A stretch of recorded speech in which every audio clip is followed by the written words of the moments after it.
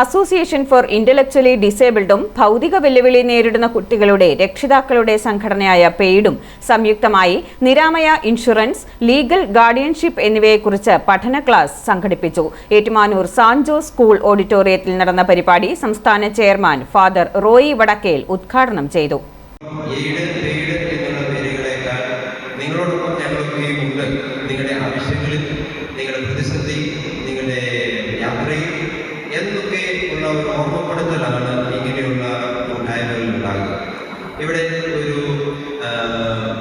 Information centre ആരംഭിച്ച് ആവശ്യമായ അറിവുകളും ക്ലാരിഫിക്കേഷൻ നൽകുവാൻ ആഗ്രഹിച്ചു തുടങ്ങി. അവിടെ ലഭിച്ച ഫീഡ്ബാക്കിന്റെ അടിസ്ഥാനത്തിൽ ഇന്ന് ലീഗൽ ഗാർഡിയൻഷിപ്പ് നിരാമയെക്കുറിച്ചുള്ള ക്ലാസ്സാണ് നടത്തുന്നത്.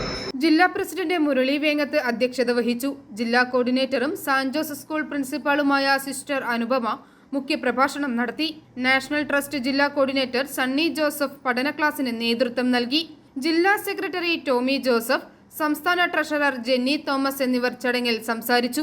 1999 നിശ്ചയിച്ച 1 ലക്ഷം രൂപയാണ് ഇപ്പോഴും ഇൻഷുറൻസ് തുകയായി ലഭിക്കുന്നത്. കഴിഞ്ഞ 25 വർഷത്തിനിടെ ചികിത്സാ ചെലവിലുണ്ടായ വർധനവ് കണക്കിലെടുത്ത് ഇത് 5 ലക്ഷം രൂപയായി ഉയർത്തണമെന്ന് ഭാരവാഹികൾ ആവശ്യപ്പെട്ടു. 2026 ആനുകൂല്യങ്ങളിൽ മാറ്റം വരുത്താത്തത് ഈ വിഭാഗത്തിൽപ്പെട്ടവരോടുള്ള അവഗണനയാണെന്ന് സമ്മേളനം വിലയിരുത്തി.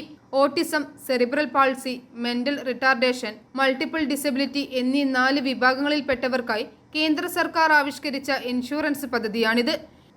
നാഷണൽ ട്രസ്റ്റ് ആക്ട് പ്രകാരം പ്രത്യേക പരിഗണന അർഹിക്കുന്ന വ്യക്തികൾക്ക് നിയമപരമായ രക്ഷകർത്താവിനെ നിശ്ചയിച്ചു നൽകുന്ന പദ്ധതിയാണ് ലീഗൽ ഗാർഡിയൻഷിപ്പ് പദ്ധതി. i4 news, Ettumanoor.